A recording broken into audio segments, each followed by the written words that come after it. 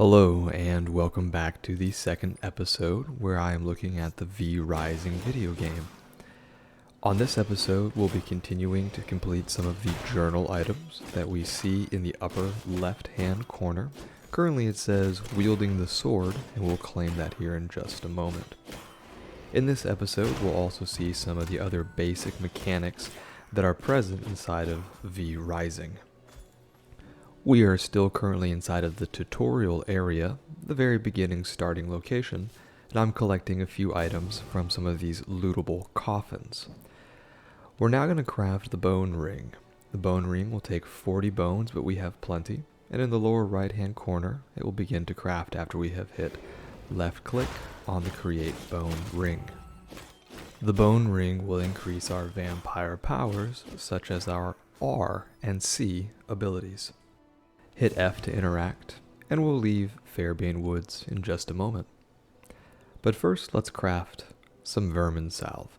Vermin Salve is a consumable item that can be used to heal you over time. Its effects, however, fade out if you take damage.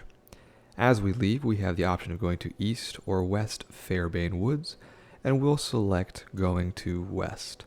There are several areas of this map that can be explored. I believe one area in the upper right is DLC, and the very center of the map is currently unexplorable territory, possibly a future location for Dracula, but that is just my suspicion. Hitting shift, we can jump down the ledge, and because this game is open world, there's lots of space to explore. We'll dispatch the skeleton, claim his bones, hit tab to open up our crafting, and make a bone guard, chest guard, and bone guard leggings. We're not able to make the rest of our armor set yet because we will still need some animal hide, and so we'll go in search of animal hide. I see a small glowing bush, and so I go to collect it, and it gives me blood rose and a blood rose seed. A blood rose seed can be planted in our territory later, but that's much further down the road. Here we have the Fairbane Woods Waygate. A waygate is a device that allows you to teleport your vampire between other waygates that you have found. At this time, we're not able to use it because we only have the one waygate. Fighting this wolf here, you might notice that it says feed at 3%. We dispatch him and we continue to kill the second wolf, but on this one, we're going to actually feed in just a moment. I miss my R ability and continue to dodge. And now here, I'm going to hit F to feed, and you'll notice that I'm drinking the blood, and it says creature 1%. The 1% is the quality of the creature that I'm consuming, and the creature is actually a blood type. In this game, when you drink the blood of various enemies, you'll get various perks from their type of blood. In this case, the creature gave me a little bit of movement speed, but because it's such a low quality, our bonuses is very slight. Additionally, in this game, you'll notice that there's lots of armor pieces that can be equipped.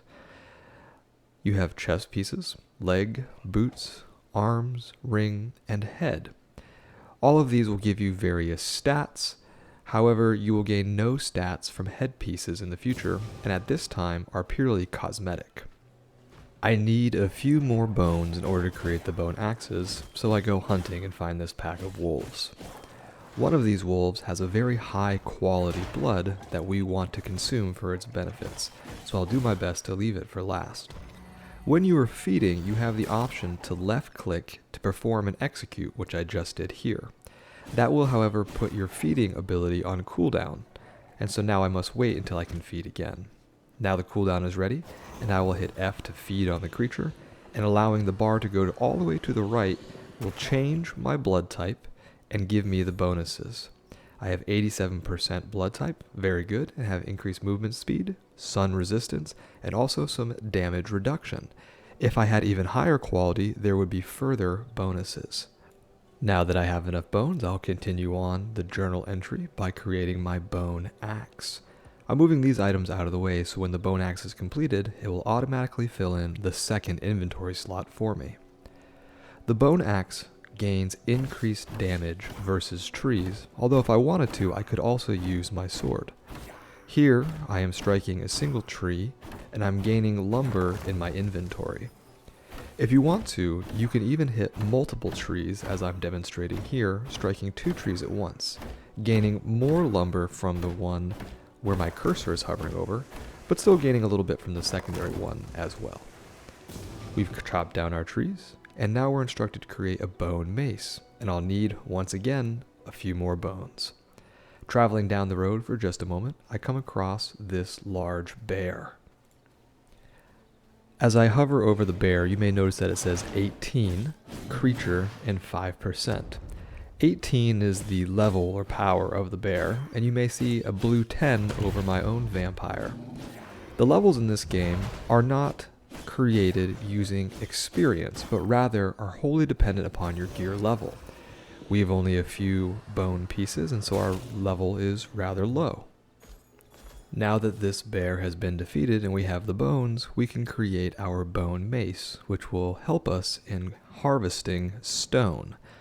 The bone mace does extra damage versus stone, but if I wanted to, I could even use the sword or the axe. Our mace is completed, and we can collect some stone. Your ability to harvest some materials is tied to your equipment level. In just a moment, we will see a stone that has some gems poking out of it that we are unable to harvest because our bone mace has too low of an attack level. So I'll fast forward us and go just to another simple stone so we can complete our journal entry to break rocks into pieces. Having broken the 3rd rock, we'll claim the next journal entry, and we're given the technology for the castle heart. The castle heart is what you will use to build your vampire base. I recommend building in these areas where there are few entrances and lots of space that are off of the main roads.